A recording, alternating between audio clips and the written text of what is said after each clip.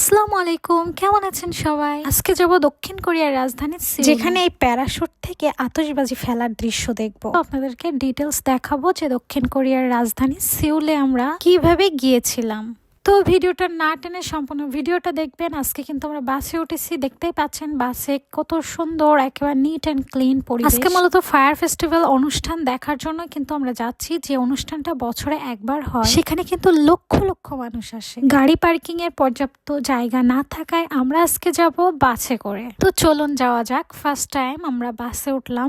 দক্ষিণ কোরিয়ার বাসের ব্যবস্থা অনেক উন্নত এবং আধুনিক। আমার তো ফার্স্ট টাইম বাসে উঠে অনেক ভালো লেগেছে। দক্ষিণ কোরিয়ায় রং অনুযায়ী বাসের ধরন কিন্তু আলাদা আলাদা। সবুজ বাস ছোট রুটে চলে আশেপাশের এলাকায়, নীল বাসগুলো লম্বা রুট শহরের আশেপাশের এলাকাগুলোই ঘুরে বেড়ায়। এছাড়া হলুদ রঙের বাসগুলো নির্দিষ্ট এলাকার ভিতরে ঘুরে। লাল রঙের বাসগুলো এক্সপ্রেস বাস, যেগুলো দূরের পথ ও হাইওয়েতে চলাফেরা করে। বাসের ভেতরে কিন্তু টি মানি কার্ড বা ট্রান্সফার কার্ড দিয়ে ভাড়া পে করতে হয়। সকাল থেকে গভীর রাত পর্যন্ত বাসগুলো চলাফেরা করে। এছাড়া গভীর রাতের জন্য আলাদা বাসও রয়েছে।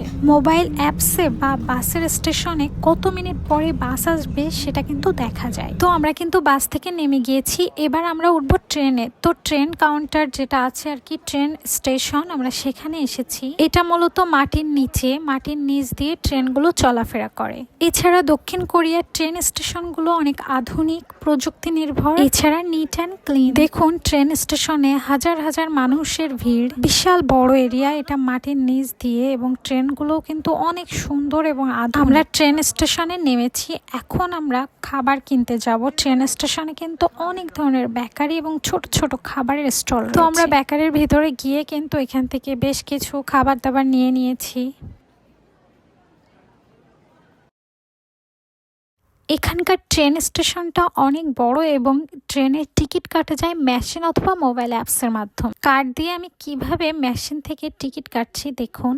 এদেশের সব থেকে বড় এবং ব্যস্ততম স্টেশন হচ্ছে সিউল ট্রেন স্টেশন। দেখতেই পাচ্ছেন আমরা কিন্তু হেঁটে চলে যাচ্ছি। এর ভিতরে এত বড় স্পেস, হাঁটতে হাঁটতে কিন্তু আমাদের অনেক বেশি টাইম লেগে যাচ্ছে। দক্ষিণ কোরিয়ার হাই স্পিডের ট্রেনগুলো ঘন্টায় 300 কিলোমিটার পর্যন্ত গতি তুলতে পারে। এখন আমরা লিফটের যে সিঁড়ি রয়েছে সিঁড়ি দিয়ে নিচে চলে যাচ্ছি। স্টেশনের ভিতরে কনভেনিয়েন্স স্টেশন, ক্যাফে, এছাড়া রয়েছে বিভিন্ন রেস্টুরেন্ট। তো আমরা কিন্তু হাঁটতে হাঁটতে প্রায় শেষ পর্যায়ে পৌঁছে গিয়েছি। দেখতেই পাচ্ছি আমরা অনেকে একসঙ্গে এসেছিলাম। তো এখন চলে আসলাম ট্রেনের কাছাকাছি। তো দেখতেই পাচ্ছেন যে কত মানুষের ভিড়।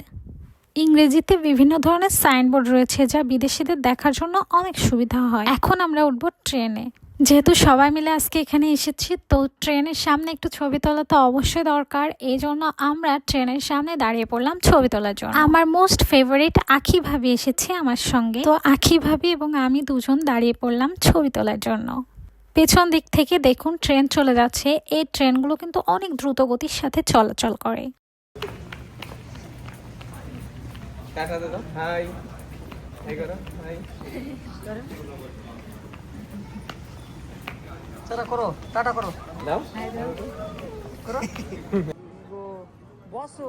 এছাড়া এই ট্রেন স্টেশনে কিন্তু আমরা আজকে এসেছি অনেক ভাই ব্রাদাররা একসঙ্গে। অপরদিকে আমরা কিন্তু সুশৃঙ্খল ভাবে লাইনে দাঁড়িয়েছি ট্রেনে ওঠার জন্য। দক্ষিণ কোরিয়ায় সমস্ত কাজই কিন্তু নিয়ম শৃঙ্খলার ভিতরে করা হয়। এছাড়া কোরিয়ায় সবকিছুর আগে হচ্ছে মানুষের সেফটি।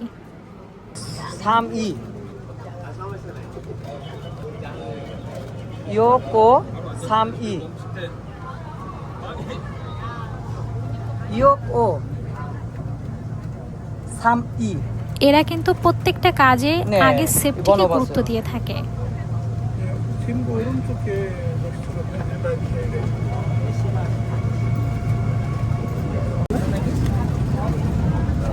দক্ষিণ কোরিয়ার ট্রেন স্টেশনগুলো আধুনিক এবং ভ্রমণকারীদের জন্য কিন্তু অনেক আরামদায়ক।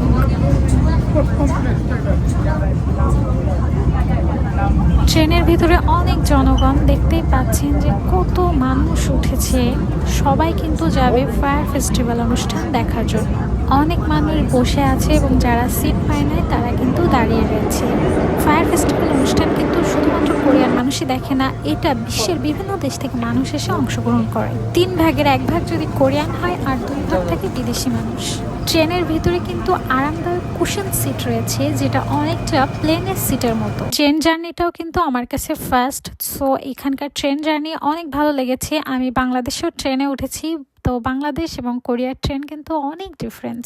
এতক্ষণ আমরা ছিলাম মাটির নিচে, ট্রেনগুলো মাটির নিচে চলাচল করে, ইভেন ট্রেন স্টেশনটাও কিন্তু মাটির নিচে। তো ফাইনালি আমরা কিন্তু কোরিয়ার রাজধানী সিউলে পৌঁছে গিয়েছি। সেই দুপুর 12টার সময় বাসা থেকে বের হয়েছি, আর এখন বিকেল 5:30। তো এত লং টাইম জার্নি সত্যি অনেক কষ্ট হয়ে যাচ্ছে, তারপরও খুব ভালো লাগছে যে সিউলে যাচ্ছি এবং ফায়ার ফেস্টিভ্যাল দেখার জন্য। সবাই দেখুন 2 দিন কেউ 1 দিন আগে এসে জায়গা ধরে বসে আছে। আমরা যেহেতু আজকে এসেছি, সো জায়গা খুঁজতে একটু টাফ হয়ে যাচ্ছে, তারপরও আমরা সামনের দিকে আগাচ্ছি। ইনশাল্লাহ অনেক ভালো একটা জায়গা আমরা পেয়ে যাব। সবাই দেখুন বাসা থেকে পাটি নিয়ে আসছে বসার জন্য, কেউ রাস্তার ধারে, কেউ বাগানে, কেউ মাঠে, সব যে যার মতো যেখানে যে জায়গা পেয়েছে আর কি বসে পড়েছে। দেখুন মানুষ ওয়াশরুমে যাবে বলে কত বড় লাইন দিয়েছে। লক্ষ লক্ষ মানুষের ভিড়ে ওয়াশরুমে যাওয়ার জন্যও কিন্তু 2 থেকে 1 ঘন্টা লাইনে দাঁড়িয়ে তারপরে যাওয়া যাবে। অনেক হাঁটাহাঁটি খোঁজাখুঁজির পরে ফাইনালি আমরাও কিন্তু জায়গা পেয়ে গিয়েছি। দেখুন আমাদের এখানে পাটি বিছানো হয়েছে এবং আমি বসে পড়েছি। এদিকে দেখুন সারামণির ছোট্ট সোনা পাখিটা দাঁড়িয়ে আছে। সন্ধ্যা হয়ে আসছে এবং দেখুন ফায়ার ফেস্টিভ্যাল অনুষ্ঠানও কিন্তু শুরু হয়ে গিয়েছে। যে অনুষ্ঠানটা দেখার জন্য মানুষ এত দূর দূরান্ত থেকে অতি আগ্রহের সাথে এসেছিল। সিউলের এই ফায়ার ফেস্টিভ্যাল অনুষ্ঠান অনেক দর্শনীয় এবং খুবই বিখ্যাত একটা অনুষ্ঠান। সবাই দেখুন দৌড়ে চলে যাচ্ছে সেই অনুষ্ঠানের চিত্র ফোনে ধারণ করার জন্য। তো আমিও টুকটাক ভিডিও করলাম, একটু ছবি তুললাম, এই আর কি। আমরা যেখানে বসেছি এখান থেকে কিন্তু স্পষ্ট খুব সুন্দর দেখা যাচ্ছে। প্রতি বছর কিন্তু সেপ্টেম্বরের শেষের দিকে এই অনুষ্ঠানটা অনুষ্ঠিত হয়ে থাকে। কোরিয়ার পাশাপাশি বিদেশিরাও এই অনুষ্ঠানে যোগ দেয়। আকাশ জুড়ে আতশবাজি, হান নদীর তীর জুড়ে আতশবাজির সুর দেখতে অসম্ভব সুন্দর এবং মনোমুগ্ধকর ছিল আজকের এই দৃশ্য। মিউজিকের সাথে মিশে আছে এই আতশবাজির সুর। আমার জামাই কিন্তু 3 থেকে 4 বার এই অনুষ্ঠান দেখেছে। শুধুমাত্র আমাকে দেখানোর জন্য সে আবারও এসেছে এই ফায়ার ফেস্টিভ্যাল অনুষ্ঠানে। অনেক মজা হয়, এত পরিমাণ মানুষ মনে হচ্ছে যে ফ্যামিলি ট্যুরে আসছে। চারিদিকে কি সুন্দর আওয়াজ এবং মানুষের কোলাহল, ভিড়, অনেক ভালো লাগছিল দেখে।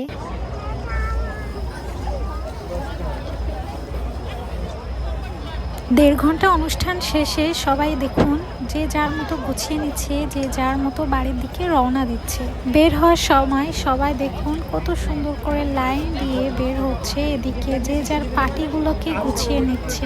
আমরাও আমাদের পাটি গুছিয়ে নিয়েছি এবং আমরা রওনা দিব বাড়ির উদ্দেশ্যে। খুবই এনজয় করলাম আজকের এই দিন। যারা যারা এখনো পর্যন্ত কোরিয়ায় থাকে অথচ ফায়ার ফেস্টিভ্যাল অনুষ্ঠান দেখেন নাই, তারা কিন্তু নেক্সট ইয়ার অবশ্যই আসবেন। এই ছিল আজকের ভিডিও। পরবর্তীতে আবার কোনো নতুন ভিডিও নিয়ে আপনাদের সাথে অবশ্যই উপস্থিত হব ইনশাল্লাহ। সেই পর্যন্ত সবাই ভালো থাকবেন, সুস্থ থাকবেন। আল্লাহ হাফেজ।